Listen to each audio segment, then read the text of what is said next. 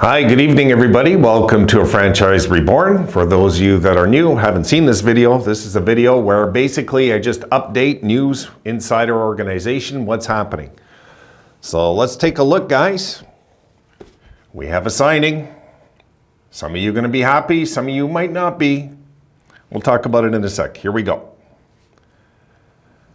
Sabres re-sign Okposo to one-year deal. Sabres captain will enter his 17th NHL season, 8th in Buffalo. Let's look at his numbers.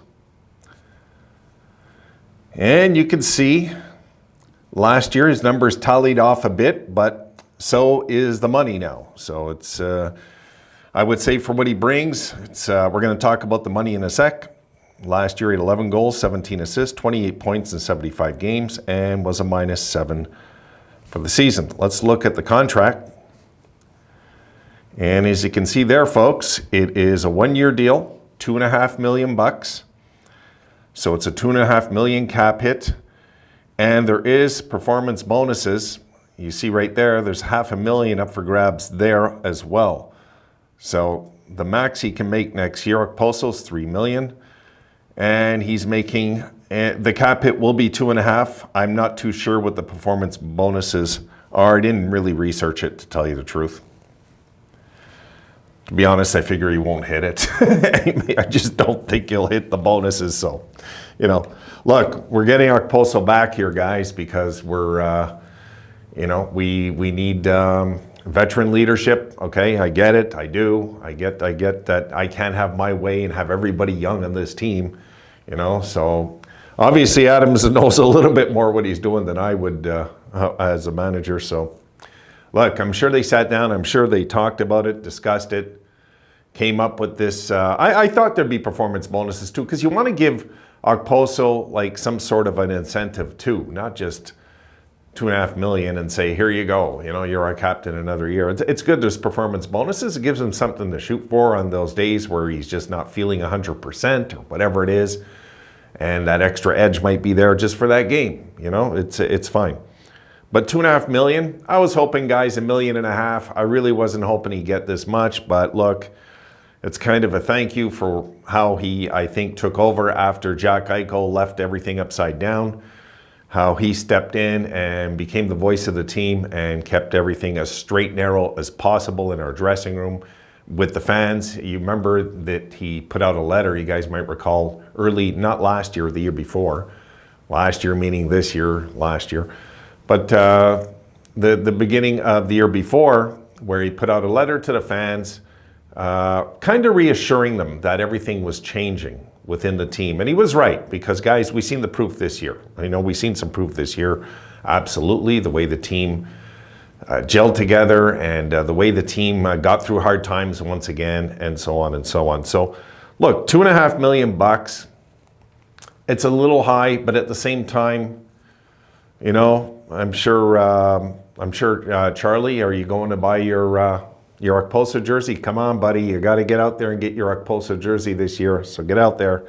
I think, look, put it this way. There's a side of me that if the Sabres happen to get into some sort of a deep run next year, there's a side of me that would kind of feel bad Okposo's not there, and Gergensen's if he leaves. You know, like you want all these guys to have playoff success because they were all part of the solution that ended that culture of losing within our organization. So it's kind of a big thank you to him, I think, this contract. And the truth is, folks, I'm just saying, by chance, if the Sabres are out of the playoff race by next year, then we can, you know, we can send him as a rental somewhere and give him a chance somewhere else just to be whatever it is, a depth player on an organization fighting to win a Stanley Cup next year. If by chance everything goes south next year and we have injuries and everything doesn't go right and everybody just seems to be having a down year all at the same time, these things can happen, then there's that option too. But this will be his last year, I'm sure. You know, it's I'm pretty sure like there'll be a send-off for him at the end of next season,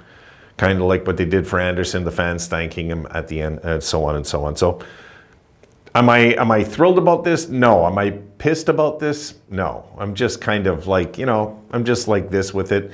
It just, look, there's no headache of having to find a captain for this year.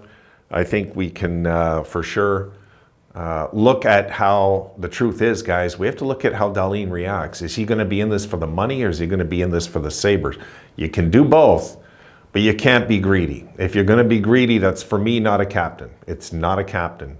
And we got to look at Tuck right away. So that's, or even Thompson, guys. He's the guy that carries the team. No matter what way you cut it, he's the guy that puts the team on his back when he's rolling. It's that guy. You know, it's not Okposo that does that, but Okposo's the voice of reason within the dressing room that, let's face it, he went through all the suffering. He kind of earned this one-year deal the way I'm seeing it tonight. I'm not really freaking out about it. It's fine. So we got, right now, guys, I just want to look at that before closing this up. If I'm right, we have already, we have 21 on the roster already for next year. Now look, there's going to be some moves, okay? I'm sure there's going to be some moves, but if you look at the Sabres right now, they have 21 out of 23 spots filled. We still have 3 goalies. We know we're not going to go that route. We're going to see what happens with UPL. That's going to, you know, it's going to say a lot where we're going with goaltending. I think it's legit. They are trying to get a veteran goalie. I think Comrie will most likely be moved. And we got to look at what happens still, guys, with Darlene and Power. We got to see what happens there. We got to see what the money says in the future. But right now, look, we have Tyson Jost signed, Girgensons, Hinostroza up front. I'm not too sure where they're going with everything. Tyson Jost, I'd resign, you know. If Girgensons doesn't resign, then, you know, look, it leaves a spot open. And my guess is Kulik's kind of a lock to make the team this year. Savoy might be starting in Rochester. We'll have to see, though, how that pans out. So for now, it's not bad news. It's not great news. It's just news, you know. And I don't see how this can affect us if Okposo next year puts out a season, guys, like if he can get like 15 goals and 20 assists. That would, for me, be a really good season he could give us maybe in his final year. It's possible, you know. I'm just, that's what I'm hoping for. Anytime Okposo puts on the skates to start a season, I'm hoping, guys, for 15 goals. I am. I mean, if, you know, the year he got 20 there, a year before last, that was you know, it was nice. It was nice for that to happen. But if he could get 15, 12 to 15 is probably his ceiling for next year. So he's really there, guys, to keep the voice of reason, to keep everybody calm. I get that at the same time, but we do have enough leaders on this team that I believe we could have moved on from Okposo. I believe this is kind of like a thank you contract, kind of. And they sat down and probably had a really good talk, and Okposo probably had to be very convincing when he's talking to Adams about where he's at, how he's feeling. So just my thoughts there. All right, guys. Done for this one. Got another one coming your way. See you in that.